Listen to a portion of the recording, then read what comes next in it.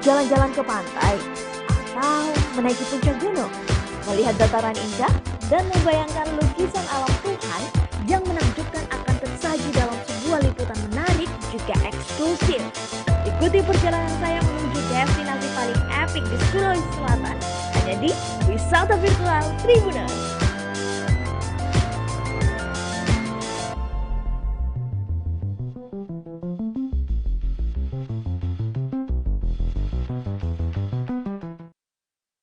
Halo Tribuners, selamat sore. Jumpa lagi bersama saya Kinan Aulia dalam program Bincang Kampus. Dan tentunya pada edisi kali ini, Kamis Jumat 10 Desember 2021, kita sudah menghadirkan dua narasumber dari background yang pastinya juga akan mendukung expert di bidangnya.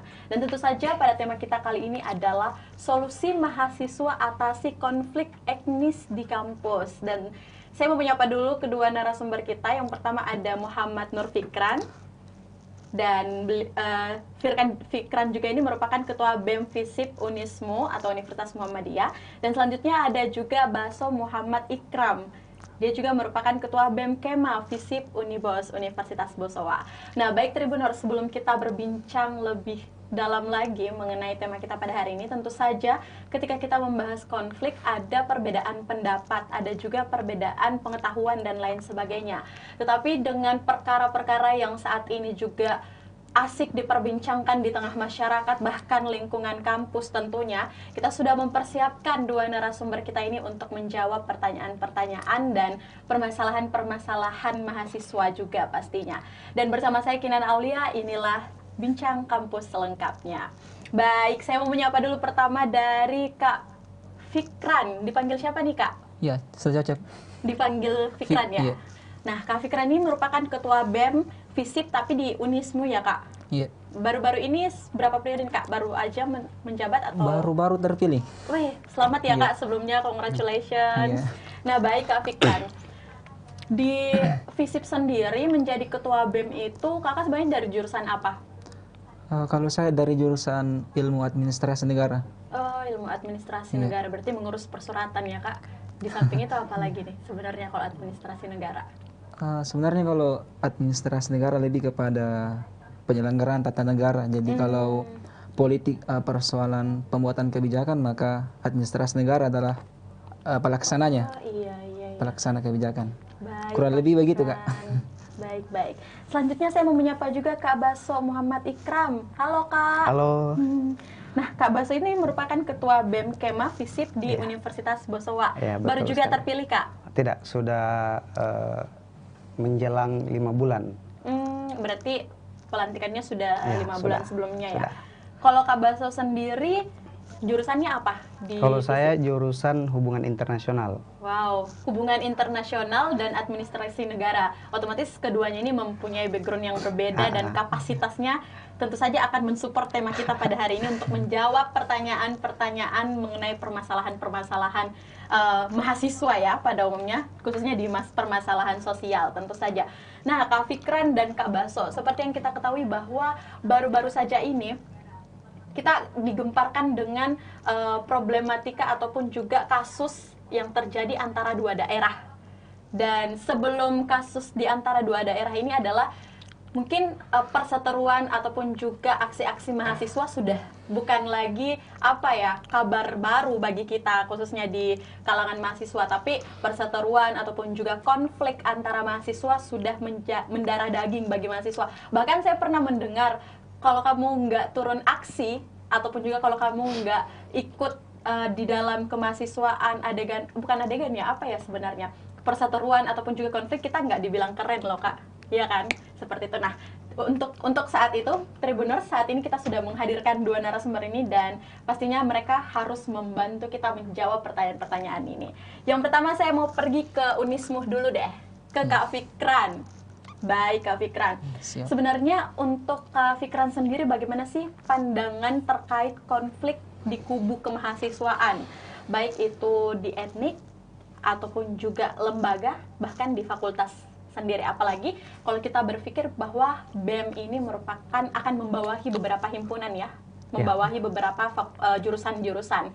Tentu saja ada peran penting yang harus Kak Fikran lakukan. Bagaimana sih Kakak melihat kondisi konflik seperti itu? Oke, jadi terima kasih kesempatannya. Mengenai tema kita pada sore hari ini ya, mengenai konflik mahasiswa ataupun lebih kepada konflik etnis.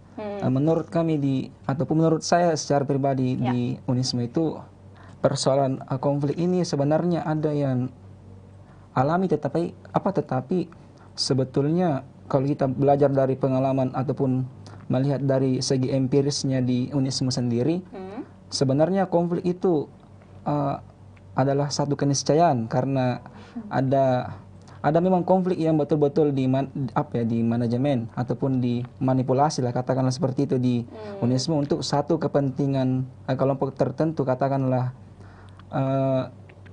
Dan ini yang paling sering terjadi di Unisme sebetulnya. Ada manajemen konflik yang dimainkan oleh beberapa stakeholder ataupun beberapa oknum yang menyebut mereka yang kami biasa sebut mereka sebagai birokrasi ataupun elit di kampus yang sebetulnya mengkonstruk ataupun coba untuk membuat kami di tataran mahasiswa itu, baik itu dari tataran fakultas ataupun tataran etnis ya, daerah, itu saling berbenturan.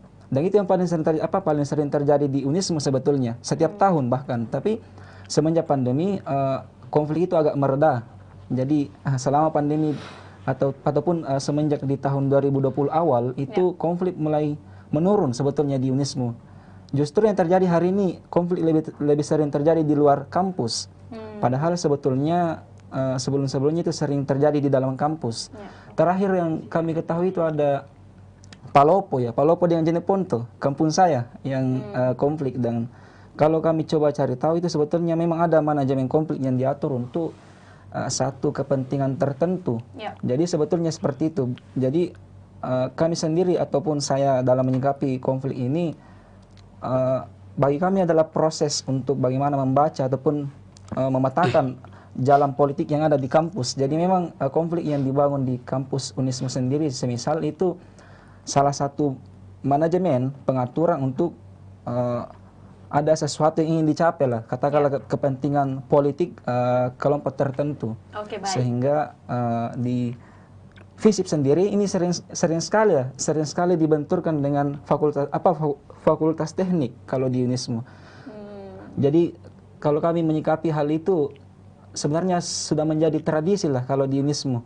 Selain tradisi berpikir, maka itu juga menjadi tradisi tradisi untuk pendewasaan di lembaga karena atau tradisi untuk mengembangkan mental lah dari teman-teman mahasiswa, sehingga kami menganggap konflik itu adalah hal yang lumrah kalau di Unisme bagi kami. Tetapi untuk hal yang baru ini yang baru yang kami lihat di media, terutama di UIM ya, itu kan awalnya kalau kami membaca sebetulnya hanya kesalahpahaman, tetapi kalau kami membaca secara luas tentunya memang ada kelompok tertentu yang ingin menggiring persoalan konflik ini, karena memang di momen itu ada juga pertemuan pemimpin adat Luwu dengan Bone, sehingga tentunya memang ini ada kelompok tertentu yang ingin memainkan isu itu sehingga yang awalnya kecil menjadi besar konfliknya. Kira-kira seperti itu Kak kalau kami menyikapinya. Oke, baik Kak Fikran. Nah, tadi saya juga sempat mendengar bahwa kondisi pandemi ini juga membuat konflik itu bahkan meredam, bahkan terkurangi ya kalau untuk Unisme sendiri. Dan tadi juga saya sempat mendengar bahwa ini merupakan manajemen konflik ini bagi Unisme ya, Tribuners, merupakan pendewasaan diri ataupun juga untuk mental seperti itu. Nanti kita akan tanya-tanya lagi sebenarnya untuk di Unisme sendiri ini dalam manajemen konfliknya mereka itu apa sih yang mereka lakukan atau apa sih yang akan mereka persiapkan dalam menghadapi hal-hal seperti itu, khususnya juga Kak Fikran sebagai Ketua BEM.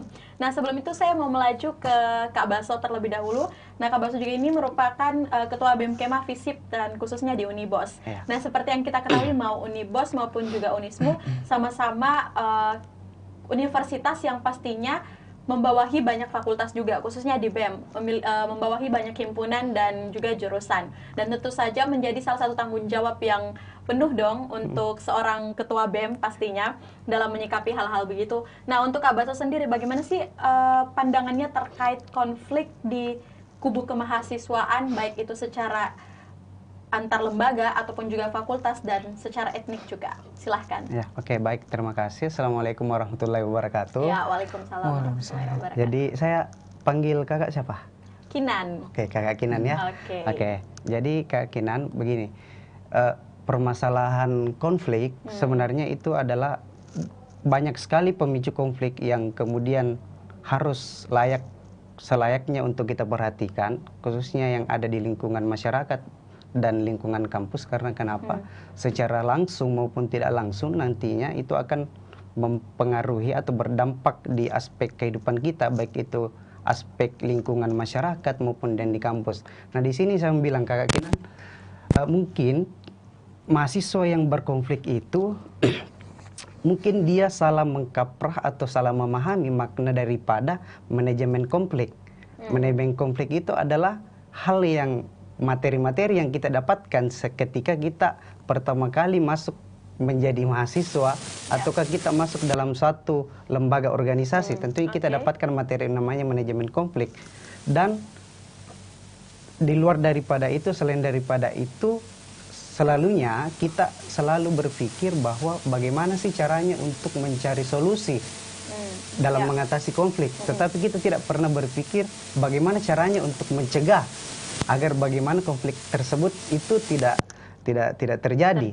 Nah, di sini yang saya bilang adalah mahasiswa mungkin yang berkonflik ini salah memahami terkait dengan manajemen konflik. Mungkin dia memahami bahwa manajemen konflik ini adalah suatu cara untuk membuat suatu strategi agar bagaimana caranya mengalahkan lawan itu dengan baik dan benar. Padahal tidak seperti itu sebenarnya. Bahwa manajemen konflik ini adalah suatu cara untuk mencari resolusi bagaimana konflik itu dapat terselesaikan. Saya kira seperti itu, kakak. Nah, tadi saya sempat mendengar bahwa dalam manajemen konflik ataupun juga isu-isu yang terjadi di kampus sebenarnya ada pemicunya. Untuk Kak Baso sendiri dalam melihat dari kacamata seorang ketua BEM, apa sih sebenarnya pemicu dari konflik mahasiswa yang akan terus berulang? Nah, oke. Ini yang menarik, kakak. Kalau saya lihat, salah satu ada beberapa konflik yang kemudian menjadi pemicu. Itu salah satunya ada dari faktor individu, ada yang dari faktor kelompok, ada yang dari faktor lingkungan. Kenapa saya bilang faktor individu? Jadi aspek psikologis seseorang itu, kenapa bisa terjadi konflik ketika aspek psikologisnya itu kemudian tidak terpenuhi? Seperti apa? Salah satunya adalah kebutuhan untuk dihargai mungkin. Ada konteks ketersinggungan yang kemudian ini terjadi sehingga itulah salah satu yang menghadirkan konflik. Nah, lebih parahnya lagi ketika merembet ke teman-teman, merembet ke lembaga dan akan menghasilkan konflik antar kelompok tentunya. Nah, biasanya kalau konflik antar kelompok ini biasanya terjadi karena salah satu lembaga misalnya ingin menunjukkan yang namanya eksistensinya. Iya. Terkadang salah satu lembaga itu juga terkadang merasa tersaingi dengan lembaga lain, sehingga dia ingin menunjukkan eksistensinya dengan berbagai macam cara. Dia menganggap bahwa organisasi lain itu adalah kompetitornya, tetapi dia menggunakan cara yang salah seperti itu. Dia tidak berkompetitor terkait dengan produktivitasnya. Selain daripada itu juga, kakak, kita bisa melihat salah satunya kalau jadi pemicu dari aspek kelompok konflik antar kelompok ini, salah satunya juga adalah warisan sebenarnya. Warisan. Kenapa saya bilang seperti itu? Kita bisa melihat mungkin di beberapa kampus di Pulau Jawa, mungkin ada juga di Makassar, kita melihat bahwa banyak kampus yang menjadikan konflik itu, tawuran itu adalah suatu tradisi. Kultur. Setiap tahunnya itu terulang terus. Karena kenapa? Karena ada warisan yang belum terselesaikan. Konflik ini belum terselesaikan. Konflik ini belum terselesaikan. Nah, yang menjadi solusinya adalah bagaimana caranya kita menyelesaikan sumber konflik tersebut. dari para pendahulu-pendahulu.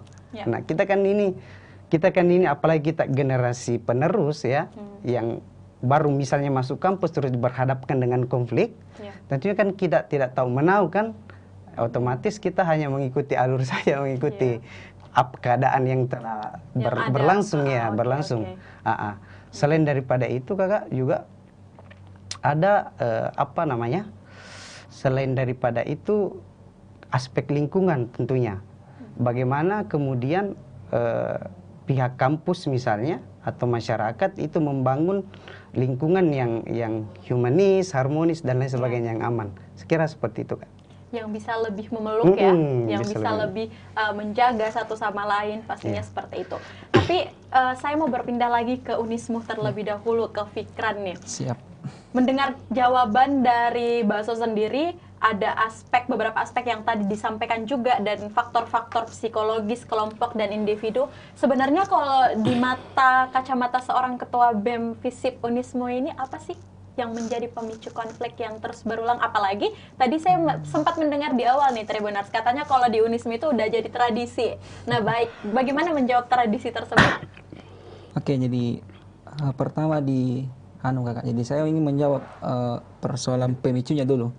Jadi kalau ditarik ke persoalan kampus, terutama di Unismu, itu kakak sebenarnya permasalahan mendasarnya adalah mungkin hampir sama dengan jawaban kakak ketua BEM Unismu, kakak ketua FISIP Unibos ya. Okay. Jadi sebetulnya ada katakanlah mungkin fanatik ataupun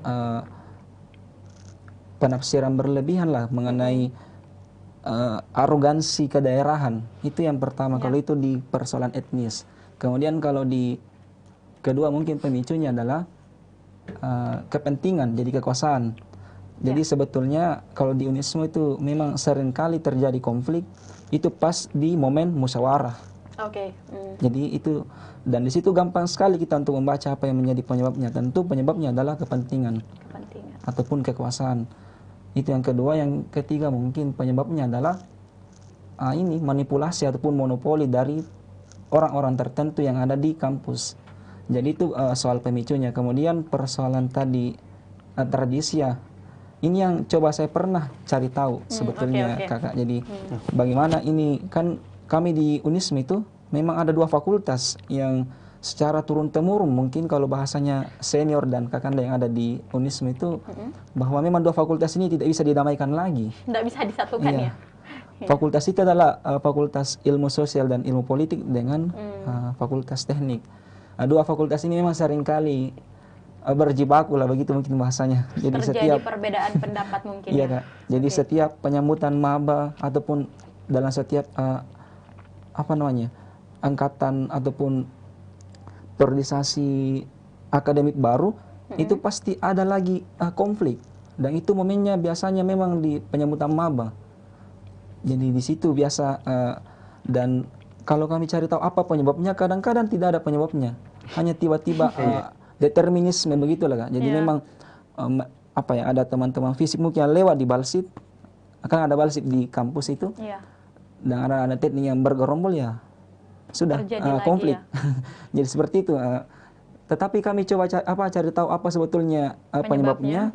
Memang penyebabnya hanya sekedar arogansi fakultas. Jadi itu. Kemudian mungkin arogansi yang kedaerahan tadi, karena memang kalau kami bisa belak-belakan ya sebetulnya memang di FISIP itu agak banyak teman-teman yang kuliah di Fakultas Ilmu Sosial dan Ilmu Politik itu yang menjabat di daerah sebagai pemimpin ataupun ketua lembaga di Organda, sehingga itu yang menjadi penyebab kenapa biasa Fakultas Ilmu Sosial dan Ilmu Politik itu berkonflik dengan teknik, yang sebetulnya teknik memiliki tagline satu warna begitulah, artinya satu bendera saja yang mereka ingin usung di kampus. Sehingga tetapi perbedaannya kami di Sospol tidak seperti itu. Kalau di Sospol Unismu ya kami menghargai perbedaan, walaupun ada seruan tagline seperti FISIP fisik bersatu tak terkalahkan, tetapi kami tetap menghargai yang namanya perbedaan. Itu yang tidak ada di fakultas yang menjadi rival kami selama ini. Oke, Jadi, baik. iya, Kak. Saya potong sebentar sekali nih. Baik Kak Fikran, sebenarnya kalau kita memandang antara Unismu, Unimbos maupun juga fakultas dan universitas yang lain yang ada di luar sana, tentu saja konflik itu pasti terjadi. Setiap fakultas maupun juga kampus, entah itu background permasalahannya apa, penyebabnya juga apa, pasti setiap kampus ada. Nah, yang mau saya tanyakan nih, selanjutnya adalah di Kak Fikran terlebih dahulu lagi, sebelum kita ke Kak Baso ya. Sebenarnya dampak dari konflik mahasiswa itu yang sampai saat ini dari sebelum mungkin Kak Fikran menjabat loh ya, sebelum mungkin Kak Fikran menjadi mahasiswa, pertama kali menjadi mahasiswa, yang belum tahu apa-apa, kemudian saat ini diberikan tanggung jawab dan memimpin ketua badan eksekutif mahasiswa khususnya di FISIP. Bagaimana sih Fikran melihat dampak yang terjadi akibat konflik mahasiswa itu sendiri? Silahkan dijawab sebagai BEM, juga bisa dijawab sebagai Anda seorang mahasiswa. Oke, Kak, jadi kalau mengenai dampak daripada konflik, semisal konflik etnis pada tema sore ini tuh, Ya. sebetulnya kalau dampak negatifnya adalah ada ketakutan di kalangan mahasiswa untuk Oke. bergumul ataupun berkeliaran di sekitaran kampus. Itu yang pertama mungkin dampak psikologis yang tercipta. Kemudian berdampak di persoalan interaksi sosial yang kurang terbangun karena biasanya kalau ada konflik seperti itu, ya memang teman-teman membatasi jarak ataupun menjaga diri dari dunia luar dulu, apalagi yang memang terkait ataupun daerahnya memang yang menjadi berkonflik dengan situasi yang ada. Nah, itu mungkin jadi dampak negatifnya yang pertama itu ada ketakutan di antara teman-teman mahasiswa. Kemudian dampaknya yang lain adalah pastinya lembaga tertentu ataupun kelompok tertentu ataupun kelompok yang paling bertanggung jawab di sini, semisal ketua-ketua lembaga di intrakampus, baik itu lembaga HMJ ataupun sampai ke tingkat BEM, yang paling disoroti oleh pimpinan kampus untuk bagaimana meminimalisir konflik ini sehingga tidak masuk ke dalam kampus. Tetapi biasanya konflik ini memang seringkali terjadi di area kampus sebetulnya, Kak. Jadi memang konflik ini konflik yang sebetulnya semisal hari ini kita mendengar Luwu dengan Bone yang berkonflik itu kan daerah sebetulnya, tetapi daerah domain ataupun wilayah konfliknya justru di dalam kampus ataupun di sekretariat lembaga kemahasiswaan yang ada di kampus. Sehingga mau tidak mau memang lembaga yang ada di dalam kampus mesti menyikapi itu. Karena memang dampaknya bisa jadi lembaga juga yang akan dirugikan. Karena mungkin saja pimpinan rektorat itu akan mengeluarkan surat keputusan ataupun surat edaran untuk membatasi waktu ataupun kegiatan lembaga yang ada di kampus. Semisal belakangan ini kan ada di Unismu kemarin konflik itu, Pahala kalau tidak salah, kalau bukan Talas ya, dengan himpunan yang ada di FKIP. Kemudian hanya karena persoalan itu pimpinan kampus menutup aktivitas semalam di kampus dengan surat keputusan yang dikeluarkan. Jadi semua lembaga dirugikan hanya karena dua lembaga yang berkonflik. Dan itu sebenarnya kalau kita mau melihat mungkin kenapa kampus melakukan surat edaran seperti itu, yang pastinya ada hal-hal yang harus dijaga juga dengan kebijakan yang dikeluarkan. Tapi kalau kita mau melihat lagi dari sisi mahasiswanya, pasti mereka merasa rugi loh. Kan yang buat masalah misalnya si ini, tapi kok semua yang ditutup. Pasti seperti itu. Nah, saya juga sangat setuju sekali dengan beberapa dampak yang disampaikan. Tentu saja dengan jika kita terus-terusan berbicara mengenai konflik, pastinya dampaknya adalah kebanyakan dampak negatifnya pastinya, mau itu dari sektor lembaga kemahasiswaan, dan tentunya badan eksekutif mahasiswa dan Fikran maupun dan teman-teman yang lain punya tanggung jawab yang penuh juga untuk membantu fakultas bahkan universitas itu sendiri. Baik Kak Fikran, selanjutnya mungkin saya mau ke Kak Baso lebih dulu nih. Dari tadi kayaknya udah diem-diem terus, kayaknya sudah mempersiapkan jawaban untuk menjawab semua pertanyaan saya. Baik, untuk Kak Baso sendiri, sebenarnya dari cerita versi Kak Fikran sendiri, kalau menurut Kak Baso boleh dijawab yang pertama Kak Baso sebagai seorang mahasiswa, yang kedua boleh dijawab sebagai Kak Baso fungsinya di Ketua BEM di Unibos khususnya. Apa sih sebenarnya dampak yang dihasilkan atau yang ditimbulkan dari sebuah konflik mahasiswa? Oke, terima kasih Kak.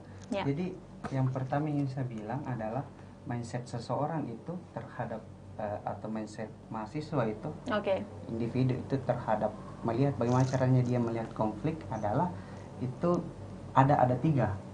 Pertama ada mindset yang tradisional yang menganggap bahwa konflik itu sebenarnya hal yang memang harus kita hadapi. Konflik itu hal yang memang sudah akan terjadi dalam kehidupan kita. Ada juga yang menganggap bahwa konflik itu adalah hal yang wajar. Oke.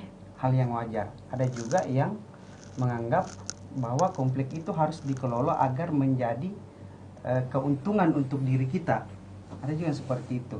Nah, kalau kakak tadi bertanya persoalan dampaknya, tentunya lebih banyak. Saya setuju tadi dampaknya lebih banyak ke sisi negatif, ya Kak. Tapi ada pula juga dampak positifnya. Ya, Dampak seperti positifnya apa? itu kalau misalnya selesai konflik misalnya, selesai konflik itu yakin dan percaya hubungan ke depan itu akan makin erat, makin solid lagi tentunya, dan kita lebih belajar lagi untuk menghindari konflik ke depan.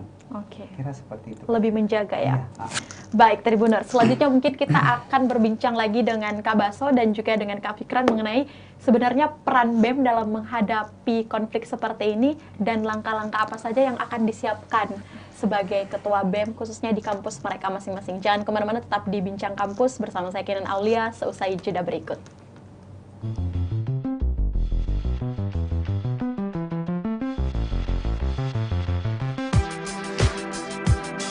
Jalan-jalan ke pantai, atau menaiki puncak gunung, melihat dataran indah, dan membayangkan lukisan alam Tuhan yang menakjubkan akan tersaji dalam sebuah liputan menarik juga eksklusif. Ikuti perjalanan saya menuju destinasi paling epik di Sulawesi Selatan, hanya di Wisata Virtual Tribuners.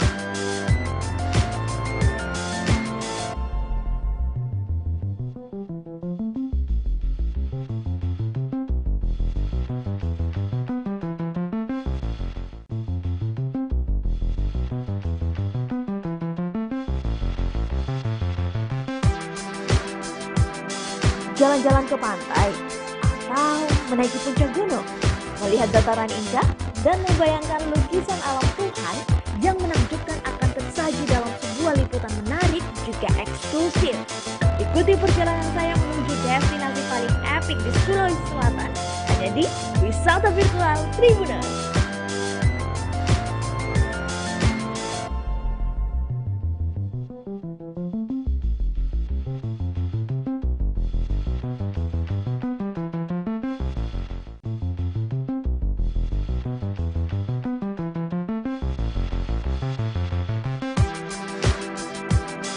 Jalan-jalan ke pantai, atau menaiki puncak gunung, melihat dataran indah, dan membayangkan lukisan alam Tuhan yang menakjubkan akan tersaji dalam sebuah liputan menarik juga eksklusif. Ikuti perjalanan saya menuju destinasi paling epik di Sulawesi Selatan, hanya di Wisata Virtual Tribuners.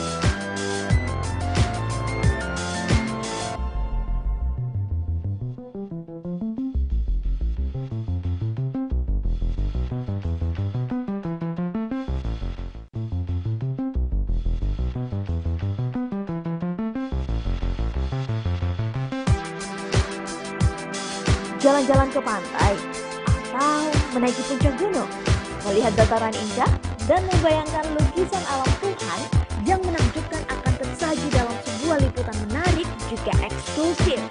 Ikuti perjalanan saya menuju destinasi paling epik di Sulawesi Selatan, hanya di Wisata Virtual Tribuners.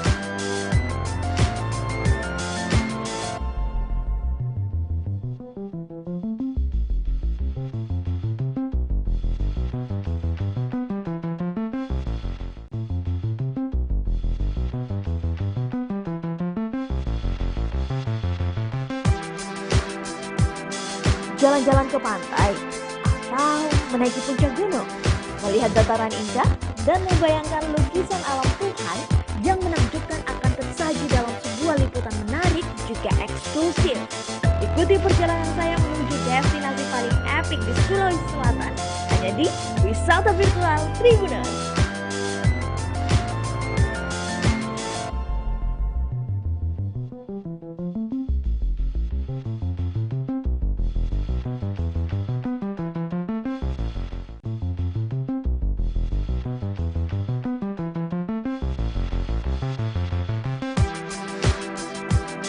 Jalan-jalan ke pantai, atau menaiki puncak gunung, melihat dataran indah, dan membayangkan lukisan alam Tuhan yang menakjubkan akan tersaji dalam sebuah liputan menarik juga eksklusif. Ikuti perjalanan saya menuju destinasi paling epik di Sulawesi Selatan, hanya di Wisata Virtual Tribuners.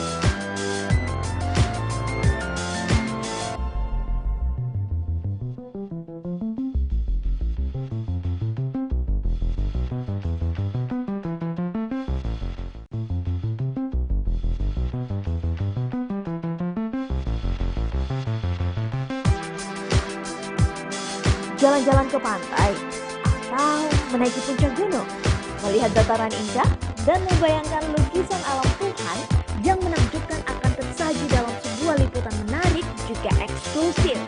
Ikuti perjalanan saya menuju destinasi paling epik di Sulawesi Selatan, hanya di Wisata Virtual Tribuners.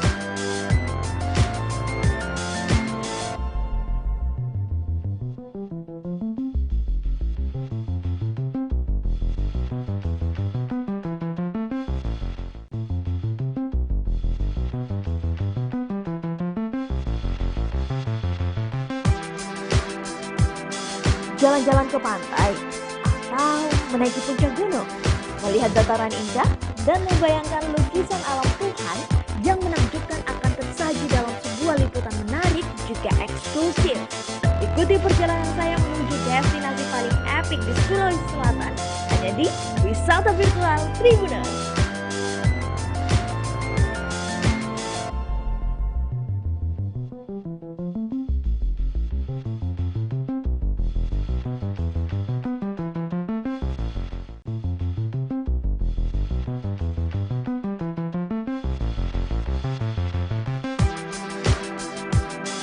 Jalan-jalan ke pantai, atau menaiki puncak gunung, melihat dataran indah, dan membayangkan lukisan alam Tuhan yang menakjubkan akan tersaji dalam sebuah liputan menarik juga eksklusif.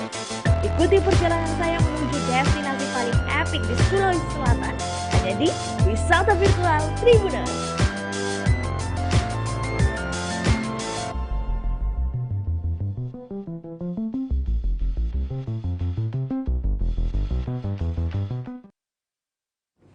Halo Tribuners, terima kasih Anda masih setia menyaksikan Bincang Kampus dan tentunya masih bersama saya Kinan Aulia.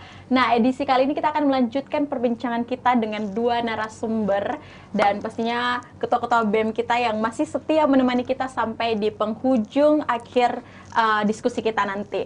Kita tadi masih mau melanjutkan perbincangan kita mengenai konflik dan ada beberapa yang juga sudah terjawabkan. Tapi ada satu pertanyaan yang pastinya wajib mereka jawab, yaitu adalah bagaimana mereka menjawab tantangan-tantangan ataupun juga isu-isu dan konflik mahasiswa yang pastinya saat ini terjadi. Saya masih mau kembali dulu ke Unibos ataupun Universitas Bosowa, ke Kak Baso. Kak Baso, gimana, masih semangat? Semangat ya? Baik Kak Baso. Nah, seperti yang tadi Kinan bilang di awal, sebenarnya peran BEM atau Badan Eksekutif Mahasiswa sendiri dalam menghadapi konflik ataupun juga konflik mahasiswa dan sesuai tema kita pada hari ini sebenarnya apa sih Kak peran BEM itu sendiri? Oke, jadi yang biasanya kita lakukan untuk meminimalisir, untuk mencegah terjadinya konflik ya, biasanya BEM FISIP itu biasanya melakukan yang namanya kolaborasi. Oke. Berkolaborasi, menjalin bekerja sama dalam suatu kegiatan dengan lembaga-lembaga yang lain, misalnya baik itu yang ada di intrakampus maupun yang ada di luar. Kayak kemarin ini baru-baru kita melaksanakan kolaborasi Fun Games dengan Universitas Pejuang Republik Indonesia, UPRI. UPRI ya. Seru dong kalau seru. games. Seru, Kak. Jadi tentunya meskipun pandemi, Kak, jadi pandemi itu kan hanya membatasi mobilitas kita, Iya, betul tetapi sekali. tentunya semangat kita, kreativitas kita dan lain sebagainya itu tidak terhalangi. Nah, selain daripada itu, Kak, hal yang menjadi yang penting ini sebenarnya yang perlu teman-teman ketahui semua adalah salah satunya pada proses kaderisasi. Oke. Kaderisasi. Jadi doktrin kaderisasi itu salah satu juga hal yang sangat berpengaruh terhadap terjadinya konflik. Jadi doktrin kaderisasi itu, Kak, seharusnya ya kita doktrin kaderisasi ketika misalnya ada mahasiswa yang ingin masuk organisasi, jadi doktrin kaderisasi itu bagaimana kemudian mahasiswa ini setelah mengikuti proses kaderisasi bisa menjadi mahasiswa yang berintelektual tentunya. Oke. Kreatif dan lain sebagainya, bukan menjadi mahasiswa yang militan. Oke. Di situ hal yang salah satu hal yang paling penting juga, Kak, untuk mencegah yang namanya terjadinya konflik. Selain daripada itu ya tentunya tadi kolaborasi, terus bersikap tata krama secara individu. Oke. Kalau di BEM FISIP kita selalu saling mengingatkan kepada antar kader, antar mahasiswa bahwa kita harus dalam keseharian kita di kampus dan di luar kita harus bersikap yang bertata krama, yang normatif ya tentunya. Selain daripada itu salah satu juga yang perlu kita lakukan adalah pola interaksi ataupun komunikasi juga yang mungkin menjadi salah satu patokan untuk kita lakukan sebagai seorang mahasiswa agar terhindar dari konflik. Saya kira seperti itu. Oke, Kak Baso. Nah, sekarang saya mau, sepertinya gaya-gaya dari Kak Fikran ini sudah mempersiapkan jawaban juga nih. Sudah banyak sekali dari tadi gerakannya ya. Baik Kak Fikran, mungkin langsung saja untuk Kakak sendiri sebagai Ketua BEM, bagaimana sih peran BEM di mata Kak Fikran selaku Ketua dalam menghadapi masalah-masalah ataupun juga konflik mahasiswa? Bagaimana peran BEM sebenarnya? Ya, terima kasih Kakak. Jadi sebetulnya kalau untuk menghilangkan mungkin konflik itu agak sulit. Karena konflik itu kan ada dua sebetulnya, ada dua muaranya, bisa jadi ke negatif dan bisa jadi ke positif.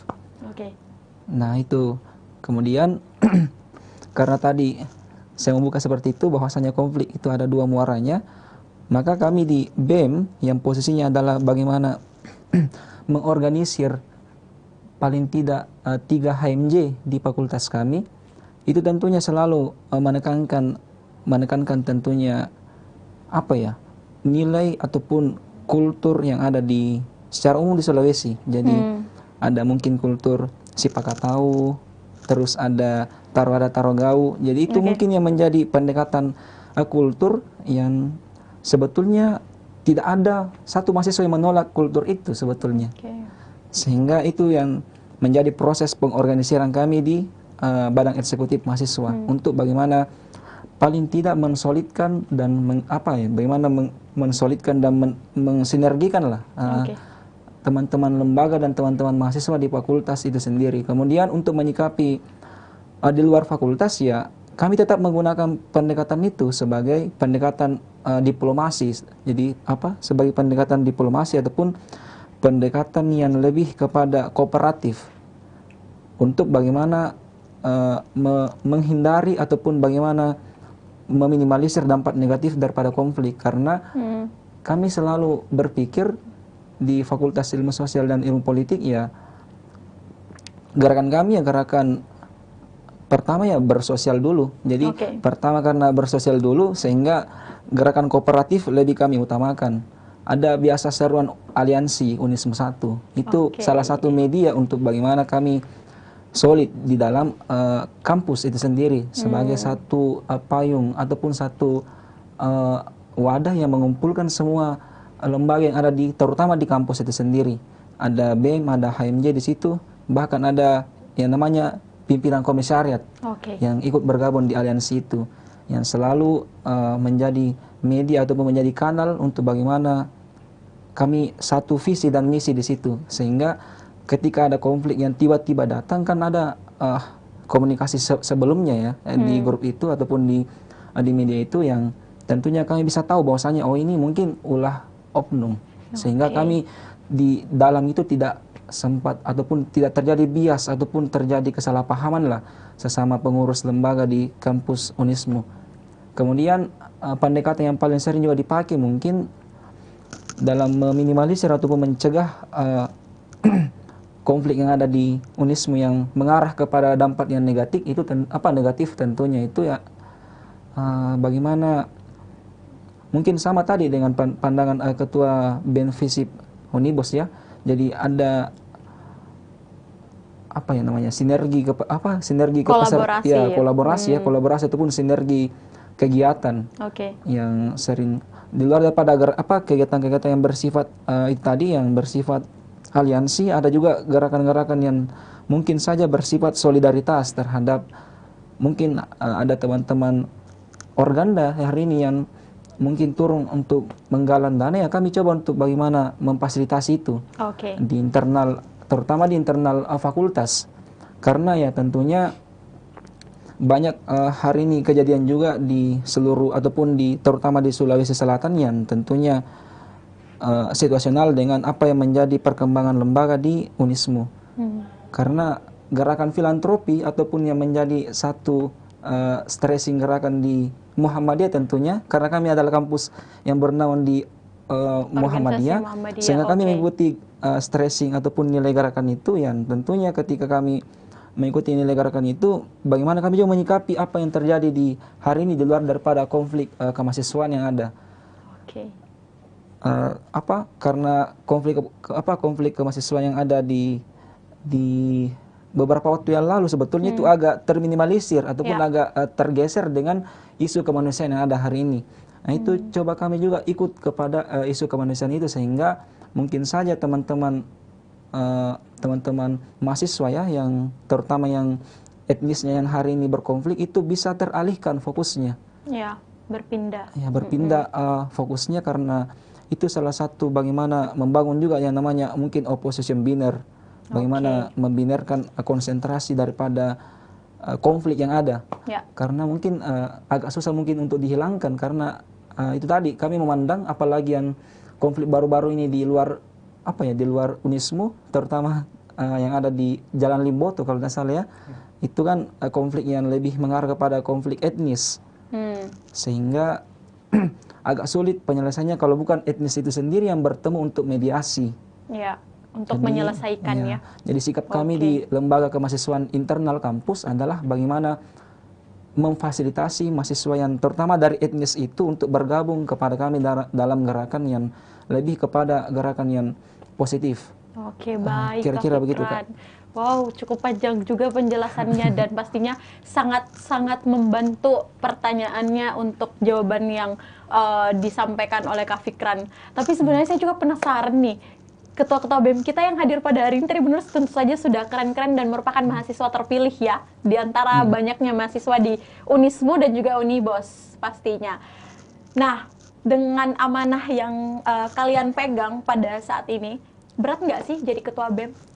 Dari Baso dulu sebenarnya gimana? Berat nggak sih tuh ketua BEM? Ya, bisa dikatakan berat, bisa dikatakan tidak sih, Kak. Oh ya, tantangannya apa saja yang paling berat? Tantangannya itu adalah ini aja sih, tantangannya itu ada pada diri kita sendiri sih. Kenapa? Terkadang yang paling penting adalah konsistensi. Konsisten sebenarnya. Kadang semangat itu yang kemudian kadang redup sehingga membuat kita malas-malasan sih, Kak. Jadi itu saya sih yang perlu dijaga, semangat untuk tetap berlembaga itu. Berarti jadi ketua BEM pernah galau juga ya? Jadi ketua BEM pernah galau juga ya? Pernah di momen-momen tertentu saya. Tapi tetap dong harus berada di koridor sesuai dengan jabatan, karena menjadi ketua BEM itu bukan hal yang mudah, karena kalian itu membawa banyak suara di belakang, sehingga pasti harapan para mahasiswa adalah kalian bisa menjadi jembatan aspirasi mereka. Tentu saja seperti itu. Nah, untuk sosok Kak Fikran sendiri, berarti nggak sih itu jadi ketua BEM, dan tantangan terberatnya apa? Ya, kalau dikatakan berat mungkin saja itu sebagai sebuah tantangan. Jadi Ya kalau memang ada tantangannya, ya betul tadi yang dikatakan oleh kakak host sendiri bahwasanya ya apa ya, Bung Hatta kan pernah bilang bahwasanya mahasiswa itu kan adalah apa, akal dan hati masyarakat. Oke. Nah kalau kita tarik garisnya ke dalam kampus, apalagi di lembaga, tentunya badan eksekutif mahasiswa yang menaungi 3 ataupun beberapa lembaga yang ada di tingkat jurusan tentu menanggung beban aspirasi ataupun menanggung beban sebagai perwakilan mahasiswa yang akan senantiasa menjadi mitra strategis dan kritis birokrasi kampus terutama, sehingga itu mungkin tantangannya. Jadi bagaimana ke depan, terutama saya yang baru terpilih sebagai ketua umum adalah mendengarkan segala apa yang menjadi kegelisahan ataupun yang menjadi aspirasi secara umum dari mahasiswa, karena tentunya tugas daripada badan eksekutif mahasiswa adalah tidak hanya mengorganisir kepentingan HMJ, tapi juga terutama kepentingan ataupun bagaimana mengadvokasi ya kesejahteraan daripada mahasiswa yang ada di, terutama di fakultas itu sendiri. Karena kan persoalan itu adalah persoalan kerja-kerja daripada eksekutif lah, bagaimana menjadi pelaksana sekaligus pemangku kebijakan yang senantiasa berhubungan dan bertautan dengan kepentingan kader dan mahasiswa. Nah kira-kira itu mungkin tantangannya, Kak. Baik Tribuners, semoga saja dengan tantangan-tantangan yang tadi sempat disampaikan oleh Ketua BEM Unibos maupun juga Unismo, ada Baso dan juga Fikran, bisa menjawab dinamika-dinamika yang pastinya selalu ada ya. Karena menurut saya pribadi pastinya, setiap kampus itu mungkin apa ya, jika tidak memiliki dinamika itu bukan organisasi kali ya, gak bakalan berjalan mulus terus, pasti ada tantangan dan masalah-masalah yang harus kalian siap hadapi. Apalagi di sini kalau kita berbicara dengan fungsinya kalian adalah sebagai ketua BEM yang membawahi jurusan dan ketua-ketua himpunan. Dan saya juga sangat setuju yang disampaikan oleh Fikran bahwa aspirasi dari beberapa himpunan harus terrealisasikan atau tersampaikan melalui BEM itu sendiri. Dan saya juga setuju dengan yang disampaikan oleh Baso bahwa sebagai BEM tentu saja ada momen-momen di mana bukan hanya ketua ya, bahkan setiap orang sepertinya ya akan mengalami masa-masa yang tidak akan bahagia terus atau tidak akan berjalan mulus terus. Tetapi di mana di sini sebagai mahasiswa tentunya kita harus bisa tetap stay konsisten juga dengan keadaan yang ada, dan pastinya jangan pantang mundur dong. Ya kan, siap nih? Siap. Baik. Nah baik, di akhir sesi ini Tribuners kita mau meminta satu closing statement nih sebelum kita akhiri. Sebenarnya untuk Ketua BEM FISIP Unismo, mohon maaf, dan juga Unibos, pada kesempatan kali ini apa sih pesan kalian untuk para mahasiswa-mahasiswa yang pada hari ini menonton, maupun juga pesan kalian kepada seluruh mahasiswa yang ada di Sulawesi Selatan atau dimanapun sebagai seorang mahasiswa? Saya mulai dari Baso, silahkan. Oke, jadi pesan saya adalah sebagai seorang mahasiswa, tentunya kita ini kan sebagai kaum-kaum intelektual ya, niatnya kita niatnya kita untuk kuliah kan untuk menuntut ilmu agar menjadi orang yang bermanfaat untuk di kehidupan kita ataupun bermanfaat untuk orang lain tentunya. Makanya sebisa mungkin kita bisa menghindari hal-hal yang tidak menguntungkan ataupun yang tidak bermanfaat untuk diri kita sendiri.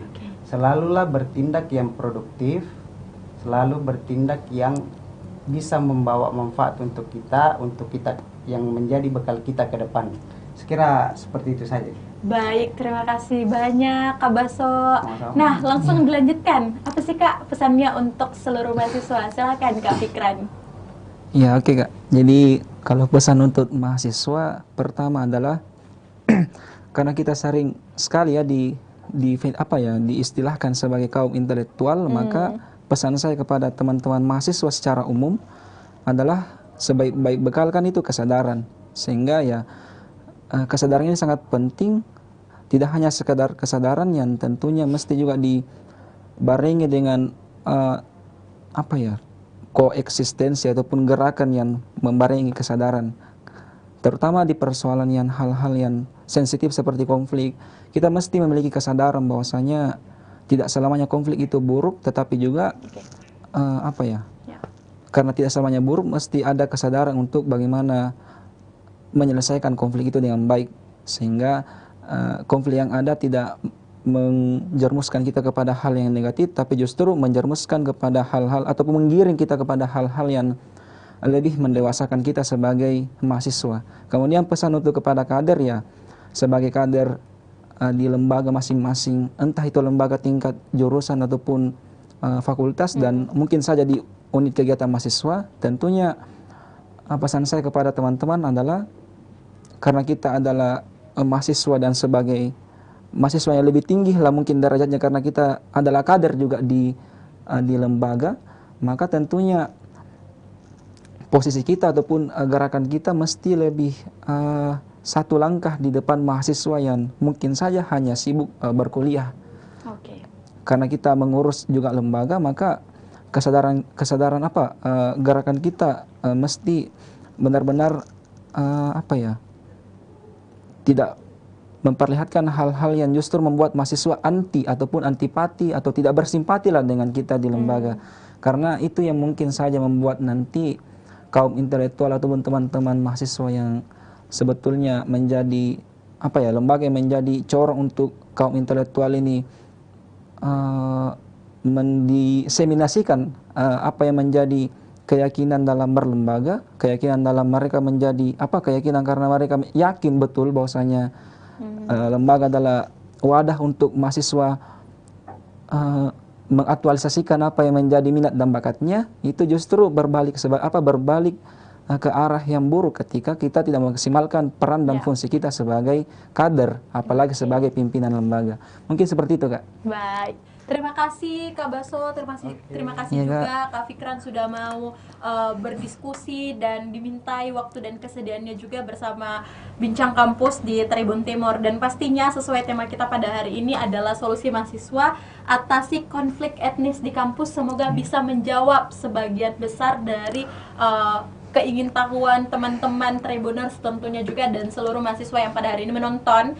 Kita sudah mendatangkan dua implementasi dari dua kampus yang ada di Sulawesi Selatan, ada Universitas Boswa dan juga Universitas Muhammadiyah. Dan tentu saja dari dua pendapat mereka memiliki background yang berbeda, tetapi tujuannya tetap sama, di mana sama-sama ingin mengatasi konflik yang ada di mahasiswa khususnya dengan berbagi jawaban yang berbeda, tetapi tentu saja dari jawaban itu bisa kita ambil yang mana bisa menyelesaikan satu masalah dan juga problematika mahasiswa tentunya pada saat ini.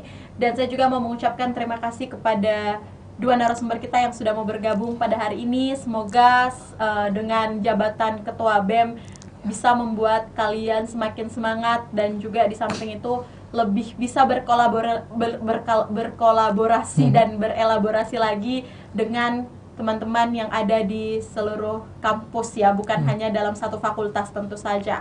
Dan sebagai mahasiswa juga tentu saja yang seperti dibilang oleh dua narasumber kita adalah kaum-kaum intelektual, maka berperilakulah seperti orang-orang yang terintelektual, seperti itu. Terima kasih untuk hari ini para Tribuners, dan jangan lupa untuk selalu menyaksikan program Bincang Kampus setiap minggunya hanya di kanal YouTube dan fanpage Facebook Tribun Timur. Bersama saya Kinan Aulia, saya mewakili kru yang bekerja pamit. Assalamualaikum warahmatullahi wabarakatuh dan sampai jumpa. Ya.